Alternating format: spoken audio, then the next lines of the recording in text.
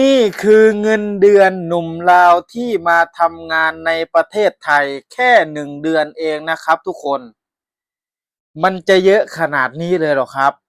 เพราะว่าหนุ่มลาวคนนี้เขาบอกว่าทำงานที่ประเทศไทย1 เดือนเท่ากับทำงานที่ประเทศลาวเป็นปีเลยนะครับผมเงินเดือนของเขานะครับอ่ะ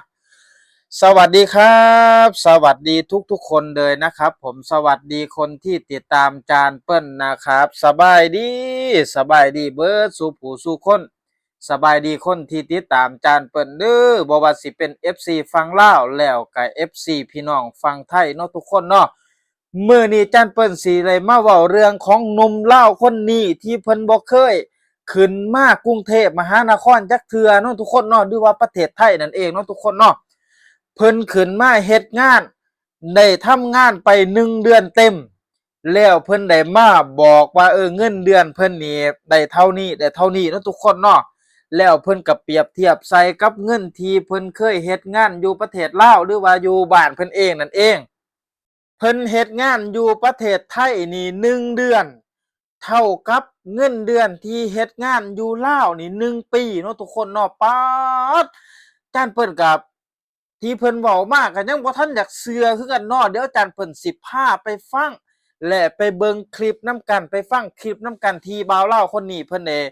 ว่าจั่งใดเนาะทุกคนเนาะเพิ่นได้เว้าว่าเฮ็ดงาน1 เดือนอยู่ประเทศไทยเท่ากับเฮ็ดงาน1 ปีอยู่ประเทศลาวเนาะทุกคนเนาะไปฟังนำจานเปิ้นเด้อทุกคนเด้อเดี๋ยวมาเบิ่งกัน เดี๋ยวมาดูกันว่าบอลเล็กจะได้เท่าไหร่นะเดือนนี้ได้เดือนแรกด้วยเอาว่าดีใจบอกดีใจเนาะเดี๋ยวก็ได้หลายกว่าอยู่ที่ลาวอีกนะเงินเดือนนะอยู่ที่ดาวนะเดือนหนึ่งได้ไม่ถึง5,000เลยเดือนอยู่ที่ไทยนะใครที่อยู่ที่ลาวถ้าตัดสินใจนะทำมาแล้วเข้ามาอยู่ที่เมืองไทยทำงานที่เมืองไทยนี่ถ้าถึงนายจ้างดีก็โอ้โหดีเนาะกราบสบายดีกับสวัสดีพ่อแม่พี่น้องสุคนเนาะว่าพี่น้องจะอยู่ฝั่งไทยหรือฝั่งลาวก็ยินดีต้อนรับเข้าสู่ช่องบ่าวเล็กบ้านนาแนลเนาะมื้อนี้ก็ดีใจแหน่จักหน่อยพี่น้องก็บ่าวเล็กก็คิดว่าจังได๋เป็นหนุ่มแรงงานลาวคนหนึ่งเนาะที่ว่ามาทำงานอยู่ฝั่งไทยถามว่ามาเฮ็ดไทยมาอยู่เมืองไทยโดนแล้วบอกก็บ่โดนเนาะบ่เล็กก็ก็มาเฮ็ดงานอยู่เมืองไทยก็ได้เดือนปลายอย่าเข้า2 เดือนเนาะเดือนหน้าก็ไปต่อบัตรแล้วนะบ่เล็กก็สิเว้าลาวเนาะพี่น้องเพราะว่าก็คนบ้านนอกบ้านนาเนาะที่ว่ามาทำงานอยู่เมืองกรุงบรรยากาศอยู่ในห้องเด้อมื้อนี้ก็ดีใจแฮงพี่น้องเอ้ยพี่น้องจะคู่ว่าข่าวดีคืออย่างเนาะกะมันคลิปนี้กะสีไปยาวๆหน่อยแล้วพี่น้องบรรยากาศอยู่ห้องเนาะสภาพมันก็ดีใจเนาะก็สิมาเล่าว่าบ่าวเล็กสื่อเสียงว่าจังไดเนาะหลายคนก็คือสิบ่ฮู้เนาะแต่ว่าบางคนก็คือสิเห็นแน่เนาะเห็นในคลิปที่ว่าบ่าวเล็กไปออกช่องบ่าวเต้ยพล เนาะหลายคนก็คือสิฮู้ว่าบ่าวเล็กมาแต่ไสเนาะแต่ว่ามื้อนี้ก็บ่าวเล็กก็สิมาแนะนำตัวเองเนาะแนะนำมาเป็นแบบทางการเลยพี่น้องว่าบ่าวเล็กอยู่บ้านไหนเนาะอยู่เมืองใดอยู่แขวงใดเนาะก็ทักทายสบายดีพี่น้องอีกครั้งบ่สบายดีมื้อนี้สิบ่เว้าเนาะว่าบ่าวเล็กอยู่บ้านไหนเมืองใดก็สิเว้าวนๆเนี่ยจังน้อยเนาะกับพี่น้องก็คือสิงงนั่นแหละบ่เว้าจักเทื่อบ่าวเล็กเองก็แม่นเป็นคนนั่น บ้านน้องคุณเมืองจำพรแขวงสวรรณเขตเนาะก็ใกล้ๆตรงข้ามกันกับมุกดาหารนั่นแหละคนละฝากแม่น้ำคลองเนาะ โอ้เจ็บแอวพี่น้องเอ้ยปกติก็เพราะว่าบ่าวเล็กมี2ชื่อเนาะหลายคนก็สิฮู้แต่บ่าวเล็กเนาะหลายคนจะเรียกว่าบ่าวเล็กแต่ว่าก็มีอีกชื่อนึงที่ว่าหลายคนบ่ฮู้เนาะ แต่ว่าบางคนก็ฮู้แต่ว่าสิเป็นผู้สนิทที่ว่าฮู้เนาะ อีกสิ่งหนึ่งเรียกว่าเท่าปริยาเนาะเท่าเท่าเท่าปริยาแต่ว่าก็ซื้อเข้าโรงเรียนกันแบบหนึ่งนี่แหละแต่ว่าขึ้นมาเนาะเห็นบัตรเห็นอย่างก็ทำบัตรใหม่อะใส่บึกใส่ชื่อไม่ถูกชื่อไม่ถูกโอ้คันเลยพี่น้องมาทำงานเนาะถ้าถามว่าทำงานอยู่เมืองไทยดีไหมดีนะดีดีเยอะดีเยอะเลยนะใครกว่าทำที่ลาวนะถ้าถามว่าค่าแรงได้เยอะไหมก็ค่าแรงขั้นต่ำปกตินี่แหละวันละ300-400ประมาณนี้แหละแล้วแต่เนาะแต่แล้วแต่งานบางงานก็บางคนก็ได้วันละ500-600ก็มีนะแต่ว่าบ่เล็กนี่เหตุงานได้วันละ400ได้พี่น้องแต่ก็มีวันคัตฤกษ์เนาะหรือว่าวันสำคัญเนาะของอยู่ไทยเพราะว่าอยู่ไทยนี่เพิ่นใจดีว่าง่ายๆซะบ่คืออยู่ลาวเด้ถ้าว่าอยู่ลาวนี่วันสำคัญนี่สิบ่ได้เนาะแล้วก็สิบ่ได้เงินค่าแรงอีหยังก็ช่องแรงเนาะเพราะว่าอยู่ลาวนี่จะเป็นวันสำคัญอีหยังก็อย่าเนาะจะบ่ได้เด้อพี่น้องแต่ว่ามาอยู่ประเทศไทยแล้วถ้ามีวันสำคัญจะได้2แรงเบาเล็กนี่ก็ดีใจเนาะเพราะว่าบ่เคยขึ้นมาไทยเถื่ออันนี้ก็เป็นครั้งแรกในชีวิตที่ว่าขึ้นมาไทยเนาะมาครั้งแรกก็ให้เอื้อยมาส่งเนาะเบาเล็กก็มาบ่ถึงทางพันสิมาเองก็คือสิบ่ฮู้ทางมาเนาะเพราะว่าบ่เคยมาไทย มาช่วงนี้ก็บ่ค่อยได้ไปทางใดดอกพี่น้องเลิกงานมาก็กลับห้องแรงขั้นต่ำเนาะนายก็แล้วแต่เนาะบางคนก็นายจ้างดีก็ดีไปเนาะแต่ว่าบ่เล็กเฮ็ดนำบริษัทนะบริษัทไม่ใช่ร้านอาหารทั่วไปนะเพราะว่าถ้าเป็นบริษัทมันจะมีกฎเขานะมีกฎเอาง่ายๆมีกฎ แรงต่างๆครับได้วัน400ถ้าตกเป็นเดือนก็ได้ไม่เยอะ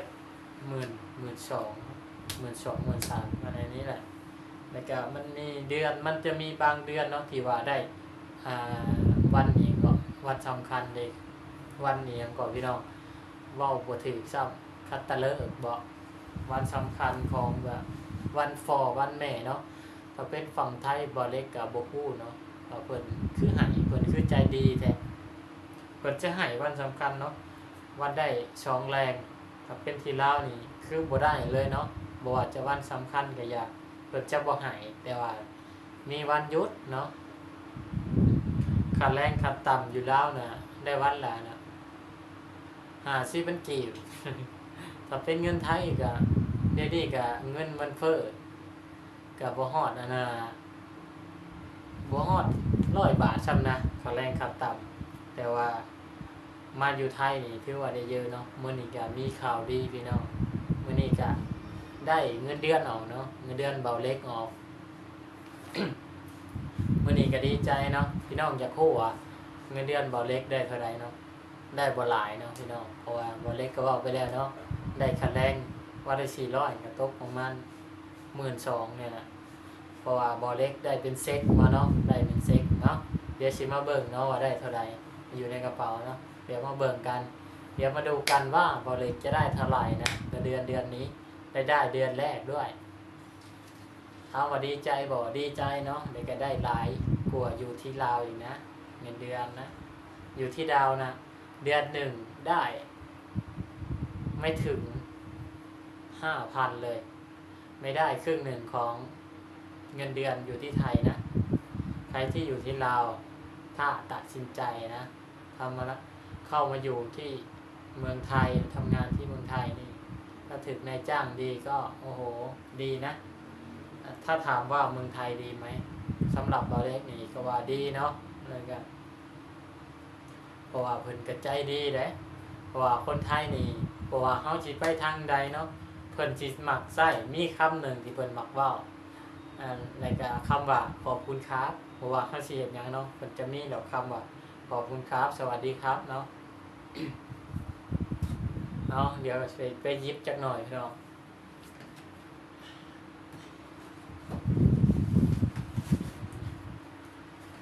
เงินเดือนครับนี่บอเล็กได้2เช็คนะอันนี้ให้ดูนะนี่เห็นไหมเห็นไหมนี่ได้2ใบนะเอาทีหนึ่งพี่น้องเห็นบอนี่ให้เดาปีนทางบอนี่นะปีนทางอยู่บอนี่เห็นอยู่ตัวเลขมันนี่พี่น้องเห็นอยู่ตัวเลขมันนี่เห็นบ่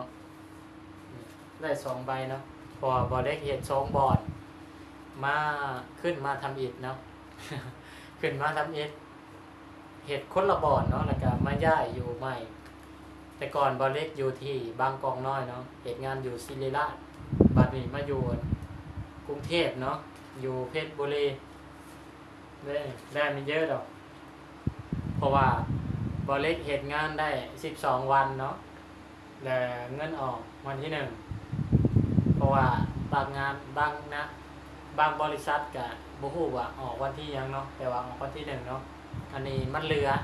ที่ว่าบอเล็กออกเนาะอันนี้มันตัดยอดมาให้เดือนใหม่เนาะได้4,170 บาทได้เยอะนี่ตังค์ครับตังค์โอ้โหดีใจจังครับ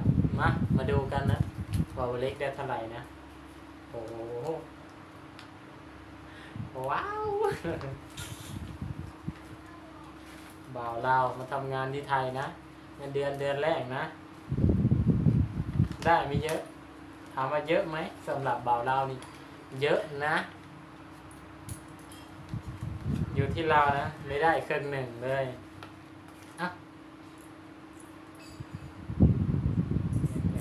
อันนี้มันเป็นปลายมันนี่โอ้โหโอ้ว้าวดีใจนี่โอ้โหโอ้เป็นได้นี่น้องโอ้ได้เยอะนะเงินเดือนแรกเนาะนี่อันนี้เก็บไว้เดือนได้ไม่เยอะได้บอกว่าดีกว่าเนาะ แต่ว่านี่พี่น้องเอาให้เดาเนาะว่าได้เท่าไหร่นี่เดือนแรกเนาะโอ้โหอย่างนี่โอ้โหนี่หายว่าพี่น้องเยอะนะขอบมุกขอบคุณพ่อแม่พี่น้องเนาะแผ่นดินไทยที่เห็นให้บอเล็กได้มีอยู่มีกินเนาะกับคนที่บ่ลืมตัวเนาะพี่น้องเนาะบ่ว่าอยู่ใสเนาะกันฮู้จักเก็บฮู้จักออมก็จะมีเนาะจะมีเงินแต่ว่าเฮาถ้าว่าลืมตัวบ่ว่าจะเงินเดือนได้สำใดก็บ่ยังเนาะแต่ว่าเฮาต้องรู้จักบริหารเงินให้เป็นเด้อสิ่งสำคัญเนาะอันนี้ก็สิไว้เก็บเนาะไว้จ่ายค่าที่อยู่ค่าห้องนะค่าต่อบัตรแล้วก็ขอมุกขอบใจแผ่นดินไทยเลยนะเนาะที่ให้โอกาสบ่าวลาวคนนี้เนาะขึ้นมาทำงานที่ประเทศไทยแล้วก็ขอให้พ่อพี่น้องทางฝั่งไทยเนาะที่ว่าเบิ่งคลิปนี้เนาะขอให้ทุกคนจงมีแต่ความสุขความเจริญเนาะพ่อแม่พี่น้องที่ว่าติดตามบ่าวเล็กเนาะจังได้ก็ฝากติดตามบ่าวเล็กนี่เด้อพี่น้องบ่าวเล็กก็สิพยายามเฮ็ดคลิปลงให้เรื่อยๆเนาะพี่น้อง กาคลิปได้ที่เบาเล็กเหตุบ่ถึกบ่ต้องเนาะคำเบาได้ที่บ่สุภาพเบาเล็กก็ต้องขอโทษขออภัยพ่อแม่พี่น้องหลายๆดีใจแฮงเนาะพี่น้องเนาะเอาสำหรับคลิปนี้ก็บ่มีหยังหลายเนาะพี่น้องก็ไว้เจอกันคลิปหน้าเนาะดีใจเด้อพี่น้องมีเงินออกแล้ว